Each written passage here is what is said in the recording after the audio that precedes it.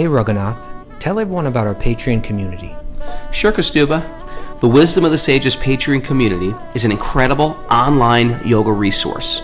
If you like the type of yoga wisdom and culture we share on the show, then our Patreon community is a great next step. This is a listener-supported podcast, and any level of sponsorship will unlock a wide range of live and archived classes, talks, and even workshops. Raghunath teaches, I teach, and we have a host of other excellent teachers on topics ranging from yoga philosophy, asana classes, storytelling, Ayurveda, kirtan, cooking, meditation, and a lot more. We even have an incredible online Bhakti 12-step recovery group. So if you want to check it out, go to patreon.com/wisdom of the sages. All right, let's get it on. Om Namo Bhagavate Vasudevaya. Om Namo Bhagavate Vasudevaya. Om Namo Bhagavate Vasudevaya.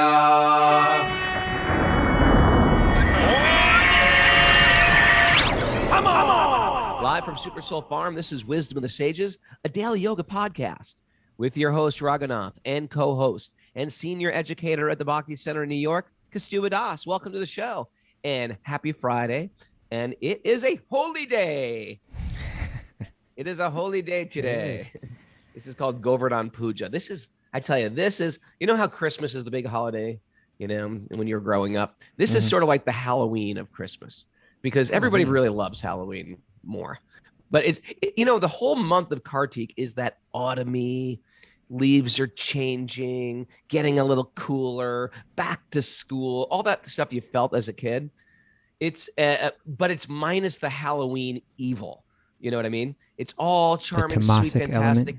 The tamasic element, dressing up as skeletons and devils and, whipping eggs at people. I never did that. I wasn't a vandalizer.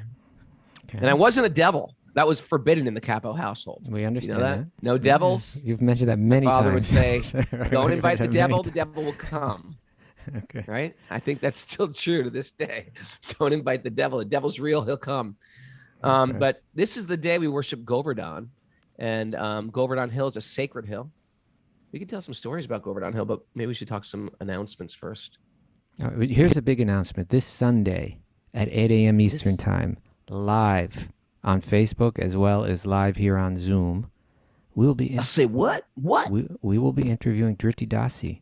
You know what? She's one of my favorite artists. She's incredible. She's one of my favorite Krishna artists. Oh, yeah. I don't know how you whip this together. She has an incredible story, too. Like she was very young when she got it. You know who was her classmate in school? Who? Satyaraj Prabhu. Satyaraj Prabhu. Yeah. He's the guy who... Satyaraj Prabhu is responsible. If anybody doesn't like me into Krishna, you can blame Satyaraj, because Satyaraj Prabhu spoon-fed me bhakti. I'm completely in debt to this man. He was the one that first brought her around, too. She was very young, but she was kind of like a child proud. She was already like from a very young age painting, and she was very, skilled. And then I think at 17, she just went out to California to join the BBT art team, and was trained under Srila Prabhupada directly about how to convey bhakti through her incredible artistic skills. So she's a wonderful person, incredible talent, and we're going to be hearing from her on Sunday morning. Should be a good interview. It's so great when you just know what your offering is. Like from 17, I'm here to paint pictures about Krishna. That's what I'm going to do. It must be so satisfying, huh? Yeah. Well, we'll find out. Well, we're gonna. No, it was miserable. They made me do it. Sure, it was satisfying. 17. That's actually very cool. That's very cool. Yeah, very cool. I have a little announcement, sir. All right.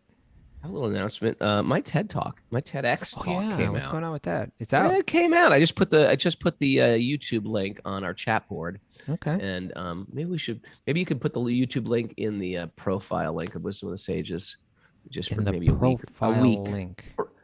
Yeah, I mean, we got that link tree thing. We can put it in there. I put it in the link tree. Yeah. So maybe Mary, you could set that up. I can link it to the show notes also.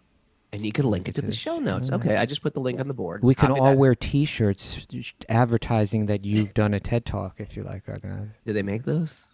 We can make them. We can do it. Hey, but my point is, I want everybody on this show that's watching today to like it and comment on it, and make sure it's a good comment. And when I say like it, that's the one with the thumbs going up, not with the thumbs going down. Okay, that's the not like one. So you got to click it, write it, comment, say, "Oh my God, this is phenomenal." Hey, check out what's on the stages or whatever. Stuff like that. Okay. I think it's pretty good. What did you talk about? Huh? What did you discuss in your TED Talk? Secret stuff. You can't find out now. You've got to be a Patreon member. No, I just talked about the theme was how to find a troubling theme in my life when I was a teenager was how do you find lasting happiness in a temporary world? Lasting happiness juxtaposed with temporary world. Yeah. Sounds Everything's fascinating. falling apart. All right. I'm very deep. When was it released? Just now? Something or other, but yeah. Okay. Yeah. I'm gonna check it out. And we had a nice program at Bobby's house yesterday. Mara came, brought my Govardhan Sheila. Everybody baked things. It's just like our reading group plus some other extra people that Bobby invited. And it was nice. Bunky was there dancing and singing his head off. Mara was going crazy. She had Mara had this big exotic sari on, and she was just spinning around, throwing flowers, and you couldn't imagine it. Sounds fantastic. She even can't imagine it. She's like, did we go to the same festival? Very nice, Raghu. Very nice. So today's the day, though. You celebrated it last night, but today's the day. Today's the actual day. Maybe we have to talk a little bit about it. Yeah. Well, Govardhan is actually, and I think I mentioned this yesterday, but when Krishna came to, Krishna comes, yada yada hi dharmasya, galanir bhavati bharata. He comes to annihilate the miscreants, right? And at that time, the miscreant was Kamsa and all these kings on the Earth planet. I say the Earth planet because there's lots of planets out there where beings are living on. So the Earth planet had some issues. So the deity of the Earth, Bhumi herself, went to the demigods and they said, look, we've got issues here on the planet Earth. These kings are like overwhelming me. It's too much. What can we do? So they approached Brahma. And when Brahma said, okay, I'll deal with this. I'm going to approach Lord Vishnu, sat on the ocean of milk, sat at the shores of the ocean of milk and contacted Vishnu. And Vishnu gave this, don't sweat it. I'm going to come down. I'm going to manifest myself as charming young Krishna. Now, of course, Krishna is the original personality of Godhead, but he came in his avatar of Krishna, and he told all the demigods to appear in the family, in Krishna's family, and their wives. Yes, we're going to talk about Govardhan Leela. You're going right to the beginning of the whole 10th canto. It's like you're going to give us. Yeah, we're going to go through the whole 10th canto, all right. Thousands of verses. Well, the idea was that Krishna wanted Radha to come. But Radha would not leave the spiritual realm unless there was three things. A little esoteric route to okay, because you're reading your Garga Samhita. You got something special and different to share. Okay. It all comes full circle. Different vantage points of the same things, right, Mara? Okay. I've got her fully indoctrinated. So you were saying? So three things. Radha says, I'm not going to come down to this Earth planet unless there's three things. Right? Sometimes you go on a plane and sometimes people bring a pillow. Like, I'm not going on a plane unless I have my own pillow. I don't want their pillows, their blankets. I'm bringing my own. So Radharani's like, I want three things. I want the Vrindavan forest, which exists in the spiritual realm. I want the Yamuna River, which exists in the spiritual realm. And I want Govardhan Hill, which exists in the spiritual realm. So Govardhan appeared. What are those three again? Govardhan, Yamuna, and Vrindavan forest. Okay. So almost like a little Krishna said, okay, I can do it. And he put it within, in one sense, he sort of chipped it off and made it appear like almost like a mystical vortex. But Govardhan appeared in the Himalayas. And Govardhan was actually a being. And some mountains, and Prabhupada said this too, some mountains are beings. I think we mentioned this on the show once. Mm-hmm. And a great sage visiting from Varanasi, Varanasi is very flat, and sages like to get into caves and things like that. He went to the Himalayas and he went to Jirunachal, the king of the very big mountain. He said, I want your son. And the mountain said, no, you can't have my son. What are you talking about? You can't have my son. He says, I'm a sage. You come and you're supposed to give me what I ask for. I want your son. So the mountain was very upset, but Govardhan said, Father, I will go. No problem. And Govardhan understood his position was, I'm meant to be in Vrindavan, in Braj. And so he said, I'll go under one condition. Wherever you take me and put me down, that's where I'll stay. So Paletsi Muni was really happy. He was a mystic, Paletsi Muni. He could do anything. So he could carry a mountain. It wasn't a big deal for him. And he said, okay, let's go. And so he went on the way to Varanasi, stopped off in Braj. And then all of a sudden, Govardhan became very, very heavy. And he put him down and he went to take his noon bath. And he came back to pick up Govardhan. And he said, come on, Govardhan, come on, get in my hands. Come on. And he couldn't lift him, even with all his mystical strength. And Govardhan said, I told you, once you put me down, I'm staying. Govardhan knew Krishna was going to come and appear and manifest, and all these pastimes would take place. And so Paletsi Muni, who could be hot-tempered, he cursed Govardhan. He said, okay, then I curse you to shrink the size of a sesame seed every day. Some people say mustard seed, but okay, they're similar in size. You're giving the most like what will appear as the most difficult to understand and mythological kind of presentation. Well, I think you could have come from so many angles. Like someone new to this show is going to be like, the fact that this is a fantastic story. When I say fantastic, I mean like out of this world story. Maybe you can't dance around it, but you don't have to like drown in it. It's the day to worship the earth. No, it's not. That's not what I'm saying. It's the day to worship Govardhan Hill. It's a transcendental, magical hill from outer space. That's what it is. That's what we believe, people. I hate if this is your first episode, we're going to blow you right out of the water. Well, there's so many facets to it, though, Raghunath. Don't ignore the other facets to it. Lady Di's husband came up to me and said, "What's this thing all about today?" And I did. I cut so right where through did you start? Essential. I didn't go mountains from outer space. Yeah, I went right to. Okay. I went right to. You know what? People who are very, very qualified in this world can ruin their life with a little bit of pride, with a little bit of arrogance. Okay, now what do you think about that? This is where I was trying to get. And he was like, a little bit more in yeah. this direction. Listen, I love to get to the essence of stuff like that. Yeah. But I also love fantastic stories of mountains from outer space. That is also very, very But interesting. there's about maybe 6 or 7 different ways you could approach this. I know. I dove right into the deep water. All right. And that is the story of the lifting of Govardhan Hill. Why it was lifted in the first place? Because Indra, who is a very beautiful, Indra has his own planet. If you really want to get back to outer space, he's got his own planet, and he's got like this palace. Like some people have nice homes. Like if you go down a street and you're like one house on the street is like, whoa, who lives there? Indra's got a whole planet like that, and he's the king of all the demigods.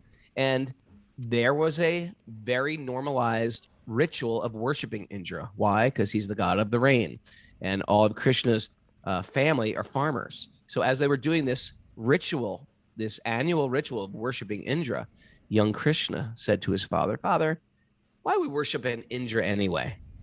And he explained, well, he's the god of rain. We're farmers. We take care of cows. We need rain. And he said something really good. Krishna says, Indra dumps rain on the ocean. The ocean doesn't worship Indra. I got a better idea. Let's worship this beautiful hill, Govardhan. On Govardhan Hill, there's streams that the cows drink. There's beautiful grasses for the cows to drink. All the children like to play on this hill.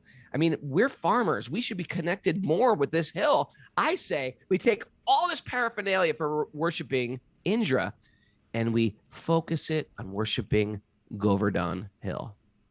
Now, the cowherd boys and girls were really incredibly happy with that choice. The cowherd men who were like organizing the whole thing, they were really happy with the choice. The cows were very happy with the choice. Everybody was happy with the choice except one person. And that was Lord Indra. And he was just, he was just sort of maddened by that. Like, who is this kid? Don't they know who I am? How dare you? Didn't we say these same mantras yesterday? Yeah. It's one of those things when these mantras start to float out of your mouth, you're in total Maya. How dare you? Who do you think you are? And that's exactly what Indra was saying. I mean, here's Indra. He is like a powerful, being. He's Elon Musk. He's huge. This guy's huge. Indra's huge. What does Elon Musk drive? A Tesla, I guess. Yeah, maybe a nice Tesla. Maybe a pimped out Tesla. You know what Indra drives? An elephant. An elephant. A flying elephant with 4 tusks. Top that one, Elon Musk. And he's coming to town, and he's furious. So what does a furious Indra do? He makes it not monsoon type of rain, columns of rain. Just like sometimes you see pictures of these floods of Mississippi rivers going over and cars are getting washed away. Like that type of thing is going on. And all the cowherd boys and all the cowherd ladies did what we are supposed to do in such a horrible situation. We don't take shelter of drugs. We don't take shelter of what do we take shelter of when we're miserable? No, I don't Not know. You. Shopping. Everything. Food, sex, drugs, cigarette. I need a cigarette. I need a cigarette. You know what the people do now to get rid of pain, Mara? We scroll. I can't think of this. I'm going to bury this emotion. I'm just going to scroll for hours. Trying to get some dopamine dump in my... So this is what they said. So they did the appropriate thing. Krishna, help us, Krishna. What can we do? And he said, well, Govardhan has accepted our worship. Let's go to Govardhan Hill. And they went to Govardhan Hill, and they said, what are we doing here? And then Krishna, with his little hand, his left hand, the pinky of his left hand, right? The weakest hand, the weakest finger. He lifted that hill just like a little child would pick a mushroom. And he created an incredible umbrella that everybody came underneath. Now, you might think, well, it's still raining. It must be gross under there. He also manifested his Sudarshan chakra, which was spinning like a fiery disc, evaporating the rain immediately. So everything immediately dried when that Sudarshan chakra came. Well, if you had that, then why do you need to lift the hill? Because that's the Leela he wanted to do. Know how strong he was. You could really break down all these and question every bit of it if you wanted to know the truth.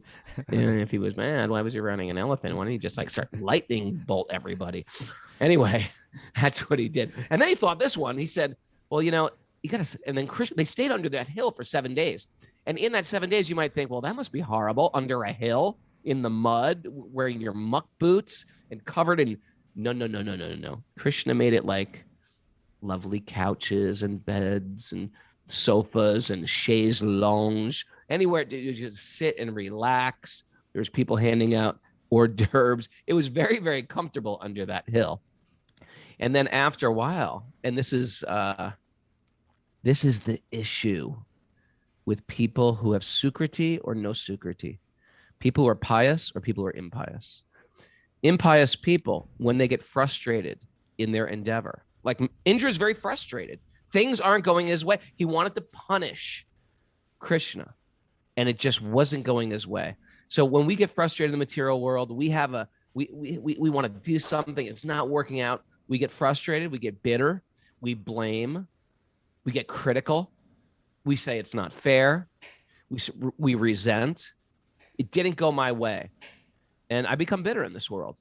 Or we become better in this world. And that's Indra. Indra became better. He just said, you know what? I get it. I'm not in control. I'm face to face with God here. And he got humble. And, Indra does that. He acts up. He gets a little crazy sometimes. So he got off that giant elephant. He dismounted the elephant. He told the elephant to bow. He bowed. He said, Krishna, oh, Krishna. And he recited these beautiful, lovely prayers. I thought I was so important. I was intoxicated by some little strength that I have, by some little beauty that I have, by some little power and intelligence that I have. I was intoxicated by it. Can you please forgive me? You are the supreme personality of Godhead, and you're disguised as an ordinary child, and I was confused. Can you please forgive me? That in that moment. And what does Krishna say? I mean, when someone says, well, please forgive, Krishna embraces. Krishna welcomes us back. And that is like what devotees do when we suffer. We if we're in good consciousness. Oh, Krishna, what was I thinking? I was so arrogant. Thank you for humbling. To be humbled in the material world is a miserable place to be. To be humbled as a person practicing bhakti, it's painful. In the same way, the dentist pulling a tooth is painful. It hurts a little, but that it's a relief. Yeah, you brought me right back to size. Thank you so much. And it becomes part of our learning and our evolution. There you go, Kaustubha. How was that? That was very interesting, and I love a lot of the points that you made. When we think of, that there's different aspects, of all of Krishna's leelas, of all of his pastimes that are there in the 10th canto of the Srimad Bhagavatam. This one is particularly, often spoken of and very important for so many different reasons. And one of them is what you're saying now. There's a real important lesson there, right? That why did Krishna want to worship Govardhan Hill? You see, whenever we talk about these leelas from Krishna, these, what appears to be his Hindu mythology, if you want to understand why, why did he lift the hill? It's always, there may be many reasons, but the most important reason, the most essential reason, will always have to do with the exchange of love between Krishna and his devotees, right? So there's something going on with Indra, and you were just speaking about that, and we can get back to that. But there was also something going on between Krishna and everybody that was under that hill with him, right?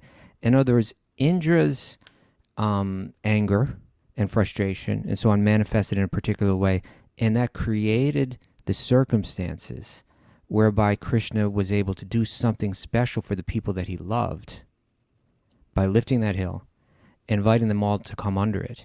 And it became, one thing that's unique about this is it created a unique situation, right? Where, you see, Krishna has love for his parents in one way, right? He has love for his brother in another way. He has love for his friends in another way. He has love for all the girls in another way. He has love for the cows in another way. And some of these feelings and expressions of love, they don't mix with the other, right? Like the way that he loves the girls, he can't really love them that way when he's around his parents, And, awkward. It's socially it doesn't work. And even for the girls that loved him so much, because they were quite young, and it was kind of like, it was a very, in one sense, conservative kind of social setting, right? Where like girls aren't supposed to be running around dating, and they were real young, but like they couldn't express their love for Krishna openly.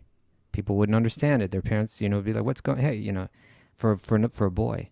But when they were all under that hill, because Krishna was lifting that hill, everyone, the girls could just openly stare at him and praise him and glorify him, which they couldn't normally do under regular circumstances.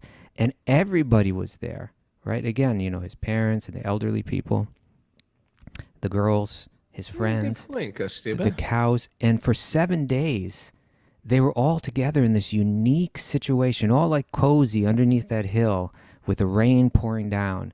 And it just created a very, the commentators on this will go into great detail about who was saying what and what was going on. And, there's exchanges between Krishna's mother, who's feeling like a motherly kind of like concern. Her love is manifested as this, can he hold this? How is he doing this? To his friends, and his friends thought they were holding it. The friends are like, hey, yeah, we can help him out. Yeah, and we got this. There's different kind of joking going around, and the mother's concerned, and Krishna's friend is like joking in other ways, and there's so much going on under that, and they were able to enjoy that for 7 days and nights. So, on one level, again, the most essential level, there's something happening that's there's exchanges of love going on that become the object of the meditation for the Bhakti-yogis. We can meditate on that love. We can try to understand that love and try to be transformed by the nature of the devotion that was taking place, the exchanges of love going on underneath that hill. So that's one thing that's going on, right? And then you have Indra, right? Now Indra, as you said, he's considered to be among the devas, among the gods. He's like number one, amongst the demigods, the gods in the material world. So he's got incredible opulence, an incredible facility for happiness.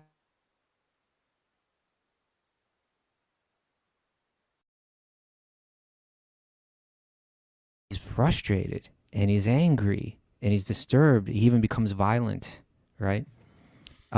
Just from a little offense, right? So we're meant to understand something, that even the topmost materialist will not be happy without humility. Like you're saying, pride, it's just going to ruin it all. Now, he could have, when Krishna said, let's worship the hill instead, he became personally offended, just as you're saying, right? Don't you know who I am? Well, it's like one of those things, like if you post something on social media and everyone's like, that's great, you're so smart, I love this, you're wonderful. Like maybe 40 people will say something wonderful, and one person says, that's the dumbest thing I've ever heard. So here's like Indra, like everybody's worshiping Indra. Then all of a sudden Krishna's like, no, we're not going to worship. We're going to worship this hill instead. It's like, he's frustrated. He's used to the accolades. He's used to it all. And we're supposed to see ourselves in that. And we're supposed to take that story with us, because we're going to come in contact with it. We're going to get humbled, and we're going to have to say, how am I reacting? Am I reacting like Indra, trying to throw thunderbolts at the world? Or can I be like Indra post realization? Yeah. Get off your elephant, man. Get off your elephant. There's the takeaway for today. Get off your elephant and bow down. Get off your elephant, man. What the hell do you think's going on here? Yeah, and and as you're saying, you could take this and use, write a little book on self-help or leadership or something like that, and use it as a lesson or something like that. But it's actually much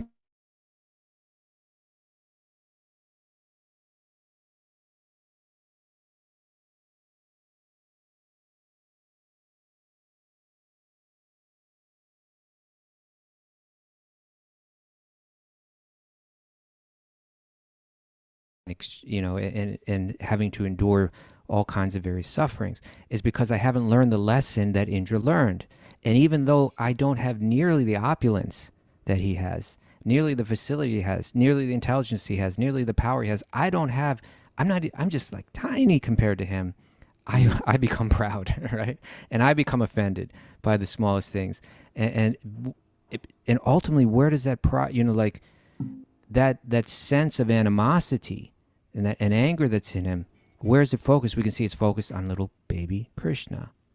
And for us, it's the same, right? Why does he get to lift the hill? Why can't I be? Why isn't that worship going to me? This is going to the very nature of our bondage, right? And so Indra becomes the example of, hey, don't think you're going to be successful materially, because it just doesn't add up. Even the most successful materialist, still not happy, still ultimately becomes humiliated and suffers. And he's the one person, everybody's under that hill, and they're just having the time of their life, right? Because they don't have envy, right? Because they have no problem coming to terms with the nature of their beautiful relationship with God.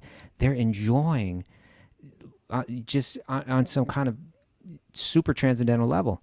And Indra, he's the one that's sitting outside. So are we sitting outside? Are we still struggling within our own minds? I've read this statistic yesterday. Interesting one, Raghunath. It was some national scientific foundation. I forget, some science group. You're just reading through scientific journals again. And no, but what they found was that the average person has between 12,000 and 60,000 thoughts per day. I've got four. Huh? like four. Just keep repeating them. Peanut butter cups. Governor Hill. Bunky, where's Bunky? Where's Bunky? Yeah, I don't know if that's written in stone for everybody's thoughts. So they said that the average person has somewhere between 12,000 and 60,000 thoughts per day, and that 80% of them are negative. Oh, really? That 80% of them are like a complaint or a problem, or, just like something that they're not uplifting, making us feel happy or elation. 80% of them are negative. And then they said another thing is that 95% are repeated. Like, in other I words, thought just like the same thoughts we had yesterday were, in other words, the things that frustrated me yesterday and absorbed my mind yesterday, they're also absorbing my mind in the same loops I'm going through today. Right. And that so just goes on and on. right there is a good reason why you should start chanting japa.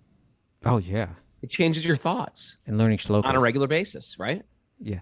Well, there you go. But and also hearing Bhagavatam. And in other words, how am I going to transform these negative loops in my mind, and how am I going to let go of my Indra-like consciousness that's easily offended and always disturbed and outside the ring of bliss that everybody else seems to be? It depends what you put in your ears. It depends what you put in. And we've been saying that for years. We've been saying it for years. Depends what you put in your ears. Okay. That rhymes. But when I used to watch I used to listen to those true crime podcasts. Uh-huh. Right, Mara? I'm talking about Mara when it's sort of like, and I walked downstairs. Children clip-clop, murderers? Clip-clop, clip-clop. And the man pulled out a gun from his, and they dramatize like a murder scene. I tell you, you listen to those like 3 days in a row, you're thinking everybody's trying to kill you. You're thinking, is that guy? Because you never know who the killer is, and it's like someone completely like you would never expect, and he's just killing and killing. Everyone's talking about killing, and it's like the whole show's about killing, and you're addicted to the show, and you're consuming that kill. Yes. Then you start looking around, and everybody looking at Bunky. It's like, what's Bunky's? I don't even know this guy. He's living in my house. Where did this guy come from? Where is this crazy drag queen from? So yeah, what you're saying is so important. In other words, this Leela, it has its didactic learning kind of purpose, right? Like there is the lesson that we're meant to learn about pride and about humility and et cetera, et cetera. That's all real important. We need to learn that. But there's also a meditative aspect to it, right? In other words, bring your mind to this. Allow your mind to become absorbed in this, and your mind will become transformed through it. In other words, by hearing about and meditating on and talking about and celebrating the love for Krishna that he has for his devotees and that his devotees have for him, that are so beautifully played out poetically in these leelas, in these pastimes. It's a yogic method of transforming the mind, right? In a very beautiful, in an esoteric, very aesthetically wonderful way. So the leela has that aspect to it too, right? It's not just like, hey, let's write a leadership book about the lessons we learned from this. You could do that. Right. But it's also the object of meditation. Therefore, all the great acharyas, all the great teachers in our bhakti lineage, where did they all want to live, Raghu? At the feet of Govardhan Hill. Nija Patipuja Dandak Chacham Babam Prapadya Pratihadam Radrista Dande Devendra Garva Atula Patula Shaila Shreni Bupa Priyame Nijanikatani Vasam. They were all praying, could I just live there, right? Can I share something with you, Kaustubha, an appreciation? You are very eloquent. No, the way come you on. describe describe these secret meanings, living under the hill with different relationships, that was really beautiful. Well, this is what we were taught, right? When we were younger, we would have our teachers bring us to Govardhan Hill and share these verses with us and share these ideas with us. And so, now I got a question for you. Okay. Is it on topic?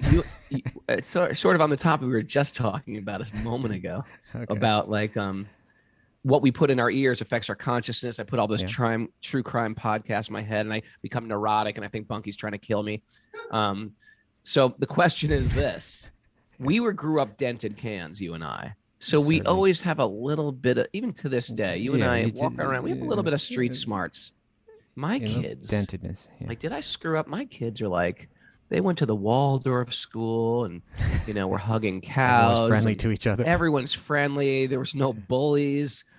You know what I mean? I was like the biggest bully, and they were like, bullies. When I first went to that Waldorf school, and the lady was like, and there's zero tolerance for bullying I was like, really? You can't bully here? How do you find the pecking order?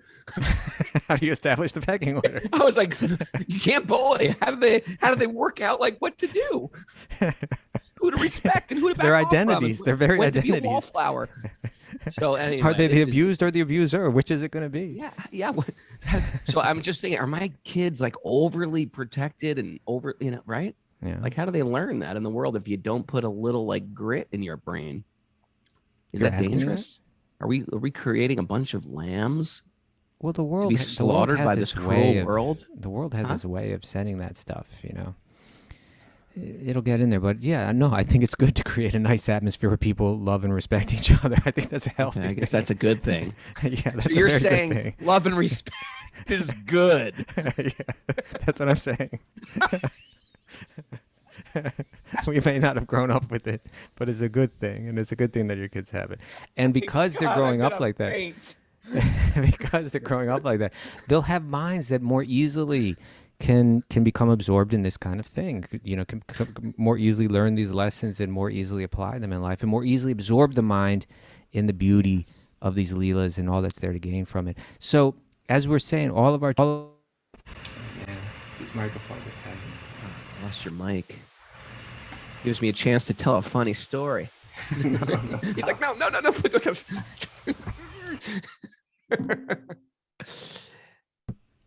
Okay, we're back. These things are so delicate. Why did they design it that way? Right?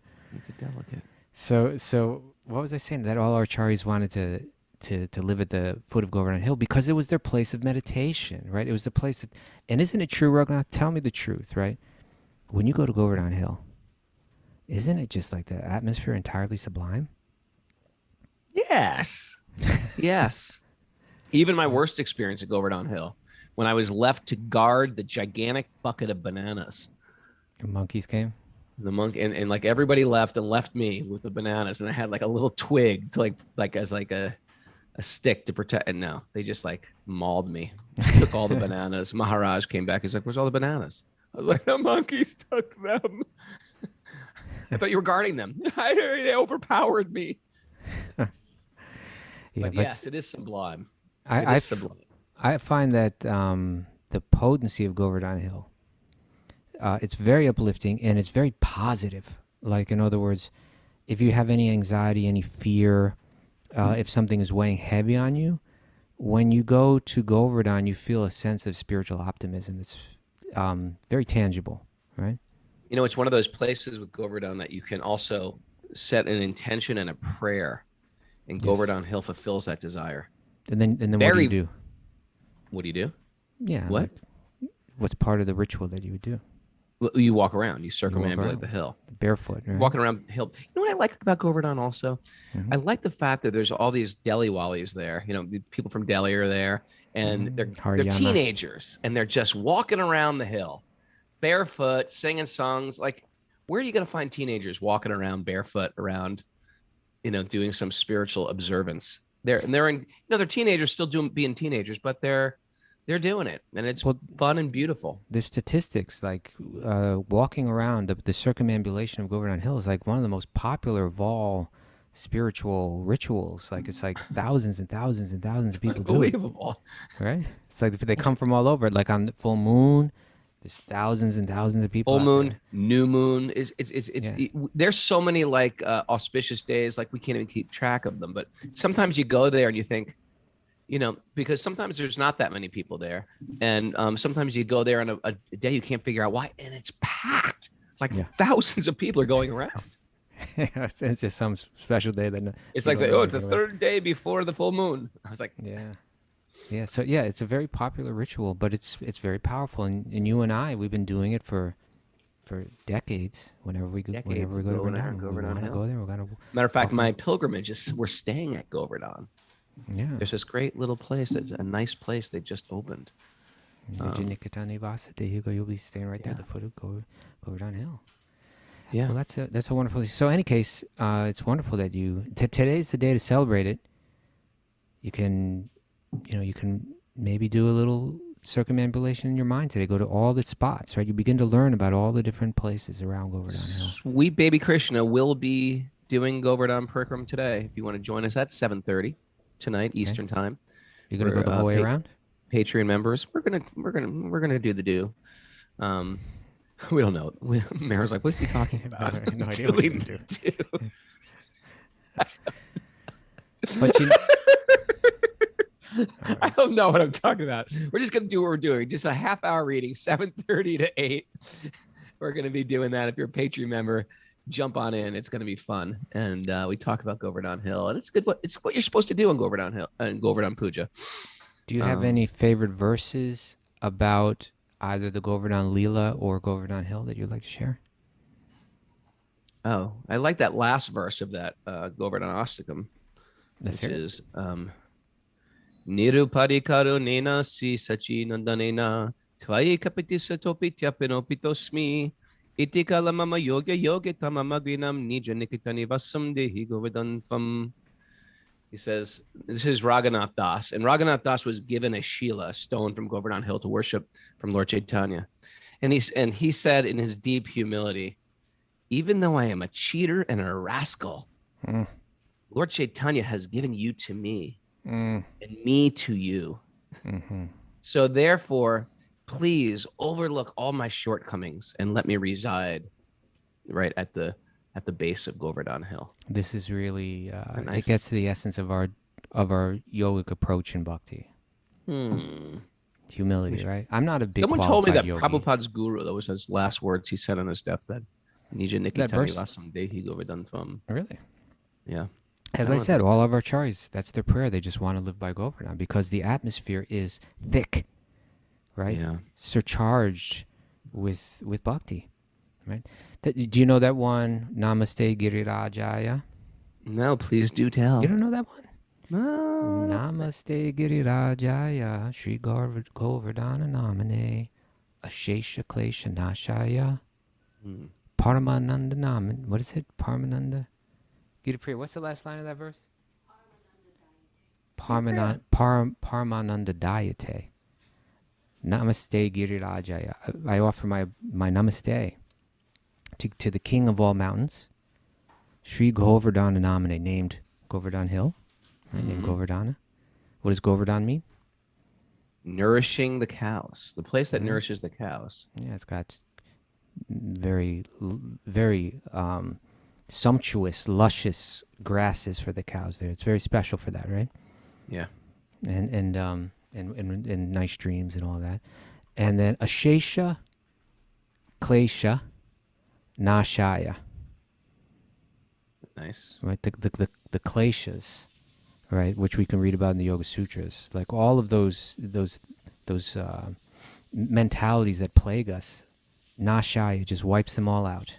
Think about that, Raghunath, right? You just go to Govardhan and you actually feel it, right? Gets You rid of start all your walking around that kleshas.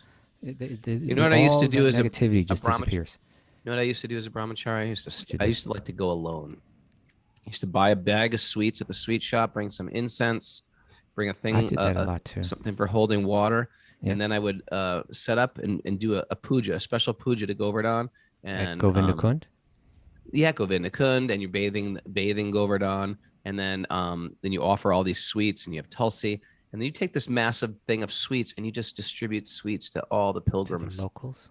It's very sweet. It's very That's sweet. right. Yeah. So Ashesha Klesha Nashaya, all of those, you know, those, what do we say? Those 80% of which our thoughts are negative, how we're being plagued by That's depression. really a anxiety, horrible and- statistic, Prabhu, isn't it? Yeah. I don't think 80% of my thoughts are negative. Yeah, think about it, Rogan. I mean, I don't think they're all like divine. That's because you're worshiping Govardhan. Maybe that's why. So Ashesha Klesha Nashaya, and then Paramananda Dayane, Govardhan is giving the highest bliss. It's giving the highest. These people, I imagine a lot of people new to this. A lot of people coming over from the Joe Rogan show. No, you're talking about this hill, and Yeah, what are you talking about? This You know, hill, worshiping but- a hill, but it's pouring like milk you- on a hill, it's like walking you around a said. hill, It's like lifting you a said. hill.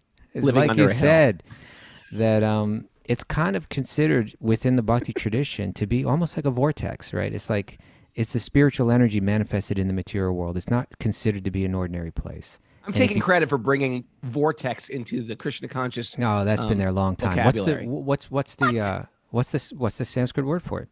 Vortex? Dom? Well, there's Dham. Yeah, I was thinking Yoga Pete. right? Yoga Pith, yeah. Here's a nice verse. Vinabhave kim haridasavarya padashrayam There bhakti you go. yatash shrayami yam eva sapremana jeshiyo sri govardhano me disatam abhistam. This is from Vishwanath Chakrabarti Thakur. He says, without taking shelter of the feet of the hill that is the best of Lord Hari's servants Mm-hmm. and full of love for the divine king and queen, how is it possible to attain pure devotional service? May Govardhan Hill fulfill all my spiritual desires. That's from Vishwanath Chakravarti Thakur. I thought that was spoken by the gopis in the Bhagavatam. Isn't it? No, that's That they from called him Vishwanath Chakrabarti Haridasvarya? Yeah. No. Well, Vishwanath Chakrabarti Thakur, I think, worships Govardhan as Haridas. Oh, maybe he just built that into his verse. Okay, but they're the ones that call that. It's the gopis that call Govardhan Haridasvarya in the Bhagavatam. Yeah. Okay, here's one of my favorite verses from the whole thing. Okay, it's 2 chapters in Bhagavatam, and then of course, there's other texts that will elaborate and give further details on this Leela. Mm. But this verse is the very last verse in the Bhagavatam. It's the last verse of the 2nd chapter that describes the Govardhan Leela. And so much has transpired by this point, right? Tell me. Well, as you were saying, so, originally it all started with Krishna's father leading all the cowherd men out to perform their ritual in honor of Lord Indra. Mm. Lord Indra gets they do Krishna in his adorable way comes and begins to speak his little philosophy that's just so charming, right? That he's able to break their religious rituals and steer them in a whole other direction, right? To worship that hill, which is so essential to his pastimes and so essential to his devotees and so essential to his cows. Let's worship Govardhan Hill instead, right? So they all get into it and they perform this beautiful ceremony. Everybody joins in. Everybody's in bliss. It's just a whole, festival of joy. Then Indra gets upset, right? Indra starts to rain on their party. And rain on their parade. He's trying to rain on their parade. That's where it all comes from, right? It rained on them. He tried to rain on their parade. And so then, then Krishna lifts the hill. It's a little fearful at first. The rain is coming down so hard, it's going to wipe us all out. We're all, Krishna lifts that hill in his loving way, steps up in this heroic way, invites them all in. And then for 7 days, they're just enjoying beautiful, loving exchanges under that hill. Everybody's feeling levels of bliss that are just out of this world. Indra's just becoming more upset and more angry, more frustrated. Finally, he gets it. I've been a fool. He's able to accept the message, right? I need to humble myself. I've been a fool. I've been an idiot. I'm the problem here. It's my own ego here that's the issue. He humbles himself. He goes, he prays before Krishna. Krishna blesses him. And then, but just then it describes how Krishna, everyone came out from under the hill. Krishna placed Govardhan right where it was. And then what happened? Do you know what happened after that? All the locals, they circumambulated Govardhan Hill. They did the first Govardhan Parikrama like that, right? Okay. And then, so then everyone's breaking up. It was like a 7-day festival, and now everybody's going to go home, right? And you know how that feeling is? The story's so good. You could think of like you're having this big, beautiful outdoor event, like sort of like a wedding or something like that. What's the worst thing that could happen? Right. A monsoon. Like that will ruin it. You couldn't, like, the story is actually expertly created if you really step into it and feel it. Also, you're right. In other words, it's choreographed in a particular way. It's just as a playwright, or a screenwriter will create the right circumstances that deepen the intimacy.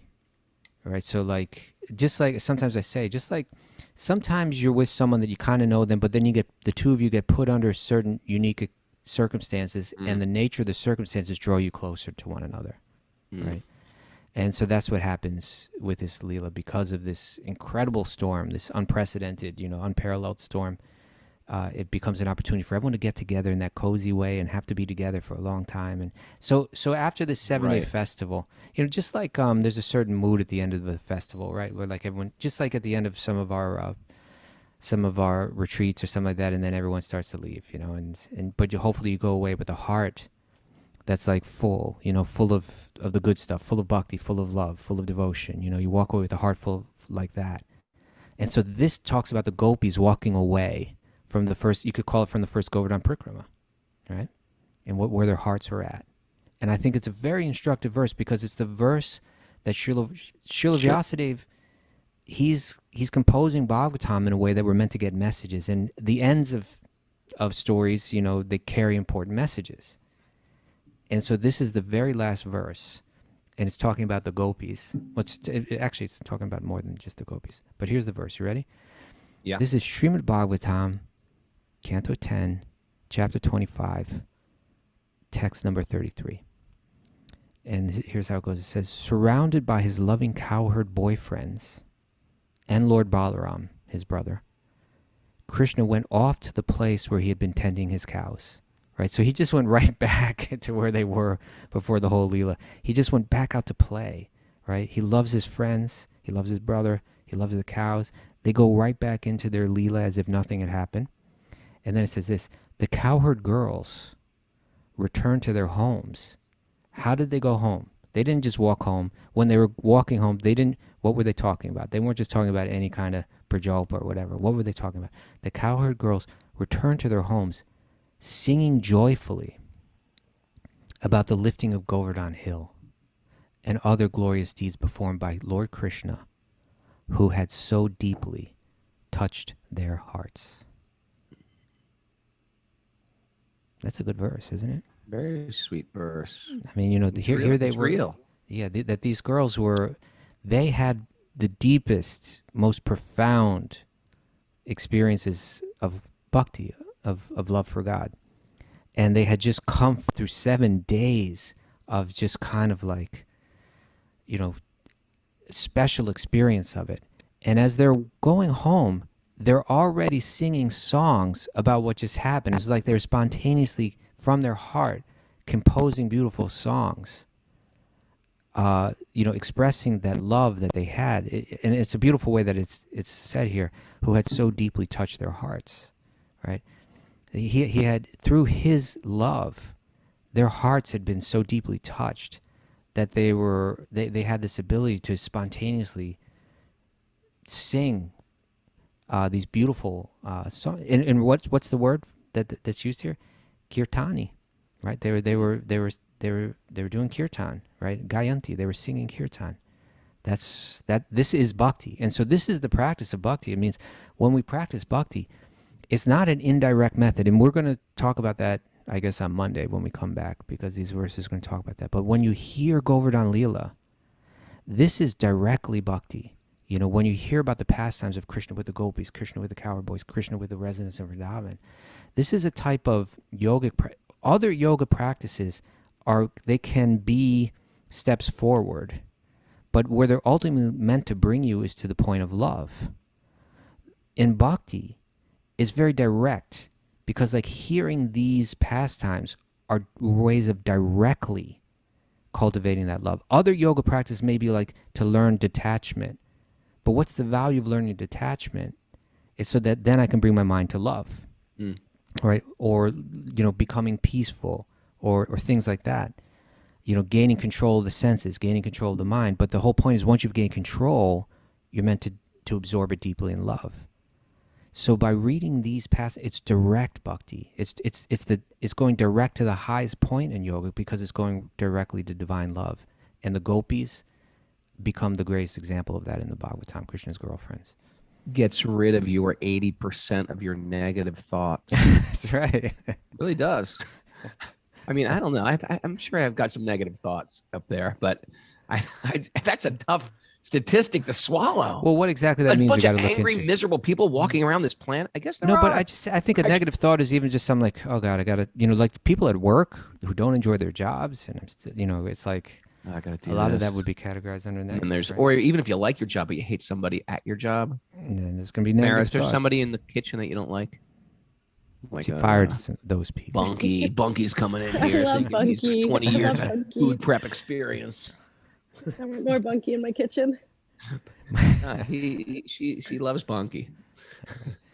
Well, anyway, that's interesting. Yeah. I was going to say, so you celebrated yesterday. Are you doing anything more today? Well, I did a nice puja this morning. I brought Govardhan out in front of the other deities, got like flowers, gave him a special bath. I'll chant some mantras tonight, and I'll do the Sweet Baby Krishna tonight. That's what I'm doing today. Okay. Why don't we read the purport to this verse that I just read, and we can wind it up with that, and then get our takeaways. Okay, you read Right. because I'm. Here's the purport. It says, before returning to their homes, the gopis shared intimate association with their lover, Sri Krishna, by exchanging secret glances. Ooh. Ordinarily, they could not publicly talk about Krishna, since they were chaste young girls in a religious village. But now they took advantage of this wonderful exhibition by Lord Krishna and freely sang about his beautiful qualities. Like that was special for them because they were just able to come out with it and glorify Krishna. Nobody was going to be like, why are you singing about this boy? It is natural that a young man wants to do something wonderful in the presence of a beautiful young girl. The gopis were the most beautiful and pure-hearted young girls, and Sri Krishna performed the most wonderful activities in their presence. Thus, he entered deep within their tender hearts, enlivening their eternal devotion for him. This is what we meditate on during Kartik, right? You bring your mind to this kind of stuff. It is the autumn season minus the ghouls, ghosts, and devils. It's amazing. Well, it's more than just the autumn season. It's something far more deeper and profound. And it is the autumn season. Because you always got to get the last word in. And it's also it's the color changing of the leaves. Right, Winterizing of the house. Do you have any takeaways that don't involve autumn? Yes, we do. Yes, no devils. No devils, No please. devils, no ghouls. The devil is real. Pride will ruin your spiritual path. No Yeah. question. Beware of egocentric red flag mantras like "How dare you." Mm-hmm. Dare you? Don't you know who I am? Who do you It's a think good you one are? too. Is. When things don't go your way, you can get bitter or get better. Bitter better. T-shirt. Have gratitude for our humbling experiences. Yeah. Let the exchanges of love transform our hearts. You know, it's a good one too. When those humbling experiences, you just say out loud, even if you're in a public place. Just, thank you, Krishna. Just go throw both hands in the air. Just go, thank you, Krishna. You trip down the block. Your foot gets caught on the sidewalk. You drop all your books or your book bag. Thank you, Krishna. You know what I mean? I know what you mean.